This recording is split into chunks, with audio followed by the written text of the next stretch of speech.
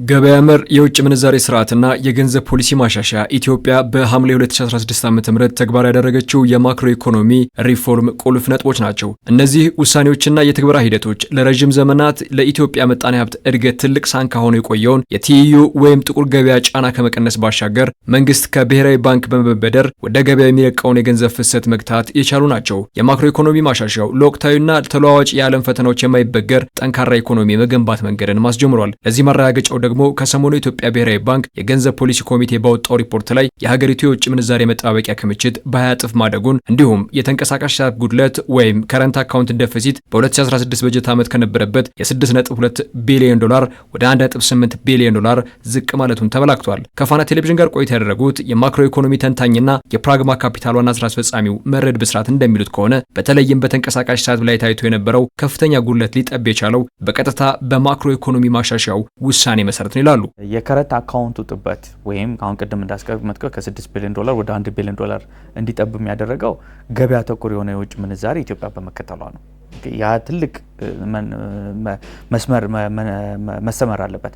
ያ ማለት ምን ማለት ነው? የማክሮ ኢኮኖሚ ማሻሻያ ሪፎርም ከማድረጋችን በፊት ኢትዮጵያ ጠቅላላ የምታደርገው የሸቀጥ ኤክስፖርት 3.2 ቢሊዮን ዶላር በአማካኝ እስከ 3.8 ቢሊዮን ዶላር አካባቢ ነበረ። ያንን ገበያ ተኮር ስላደረግ ነው የውጭ ምንዛሬውን ኦልሞስት አሁን ወደ 11.2 ቢሊዮን ዶላር ከፍ እንዲል ነው ያደረገው። በማሻሻያው የተወሰዱት እርምጃዎች በእርግጥም እጅግ ሰፊ ክፍተት ለነበረው የንግድ ሚዛን ወይም ትሬድ ባላንስ መጥበብ ከፍተኛውን አስተዋጽኦ አድርገዋል። በዋናነት ደግሞ ኢትዮጵያ ዘንድሮ ላስመዘገበችው ከፍተኛ የወጪ ንግድ ወይም ኤክስፖርት ገቢ የማዕድን ዘርፉ ትልቁን ድርሻ መውሰዱ ይነሳል። ትልቁን ሮል በዛ ውስጥ የተጫወተው ምንድነው?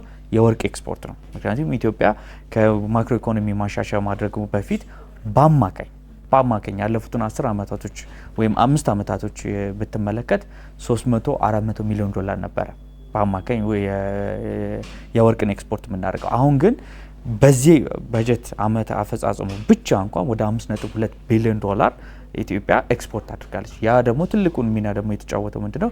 የኢትዮጵያ ብሔራዊ ባንክ የሚገዛው የወርቅ ግዢ ከፍተኛ ሚና ነው የተጫወተው። ለምን 15 ከመቶ የሚጠጋውን ከፍ ባለ ዋጋ ገበያ ውስጥ በመግዛት ያ ወርቅ ድሮ በመደበኛው መልኩ ነበር የምናጣው። አሁን ግን ብሔራዊ ባንክ ስለሚገዛው መደበኛ ውስጥ ገብቶ እንደገናም ደግሞ አገሪቷ የውጭ ምንዛሬ አግኝታበትም እንደገናም ደግሞ የኢትዮጵያ ብሔራዊ ባንክ መጠባበቂያ የውጭ ምንዛሬ ክምችቱም እንዲያድግ ነው ያደረገው። ታዲያ አሁን ላይ ከፍተኛ እመርታ የታየበት የኢትዮጵያ ኢኮኖሚ የበለጠ ተረጋግቶ ከማክሮ ኢኮኖሚ ደረጃ ወደ ማይክሮ ኢኮኖሚ ወይም የታችኛው ማህበረሰብ በመውረድ የዜጎችን ተጠቃሚነት በዘላቂነት እንዲያረጋግጥ የውጭ ምንዛሬ ገበያውን የተረጋጋና ገበያ ተኮርነቱን ማስቀጠል ያስፈልጋል። አሁንም የሚቀረን የቤት ስራዎች አሉ። ያ ቤት ስራ ምንድነው? በጥቁር ገበያውና በመደበኛው መካከል ያለው ኦልሞስት የ15 ከመቶ ልዩነቶች አሉ። እቺኛውንም ዘላቂ ለማድረግ እቺ ልዩነቶችን እንደገና ማጥበብ ያስፈልጋል። ያ ሲጠብ አብዛኛው ማህበረሰብ ከጥቁር ገበያ ይወጣና ወደ መደበኛው ገበያ በገባ ቁጥር አሁንም የምናያቸውን ቁጥሮች በተለይ በኤክስፖርት ኦፍ ጉድስ ወይም በሸቀጥ የምናገኘው የውጭ ምንዛሬ ከፍ እንዲል የሚያደርገው ያ ሲሆን ደግሞ ምን እንዲሆን ያደርገዋል? የንግድ ሚዛናችን እየጠበበ እንዲመጣና እንደገናም ደግሞ ከምንም በላይ ደግሞ የውጭ ምንዛሬ የምናገኘው በሸቀጥ የምናገኘው የውጭ ምንዛሬ ደግሞ ውጭ ምንዛሬው ከፍ እንዲል ያደርጋል። በዘንድሮው የበጀት ዓመት የውጭ ንግድ ገቢ በ3 እጥፍ ማደግ እንደቻለ የብሔራዊ ባንክ ሪፖርት ያሳያል። ማሻሻያው የፈጠረውን የዓለም አቀፍ ገበያ ተወዳዳሪነት እድል በመጠቀም የሀገር ውስጥ ምርትና ምርታማነትን የበለጠ ለማሳደግ እንዲሁም የውጭ ምንዛሬ ገበያን ይበልጥ ለማስፋት በየትኞቹ የኢኮኖሚ ዘርፎች ላይ ልዩ ትኩረት መደረግ አለበት ለሚለው ጥያቄ የፕራግማ ካፒታሉ ዋና ስራ አስፈጻሚ መረድ ብስራት ምላሽ አላቸው። ማዕድን ሴክተር በጣም የፖሊሲ ትኩረት ያስፈልጋል። ኦልሬዲ መንግስትም እያደረገ ነው። ግን የፖሊሲ ትኩረቱ ግን አሰራር ትኩረት ይፈልጋል። ለመጀመሪያ ጊዜ የወርቅ የምናገኘው የውጭ ምንዛሬ 5.5 ቢሊዮን ዶላር ሆኖ ቡና 3 ቢሊዮን ዶላር ነው።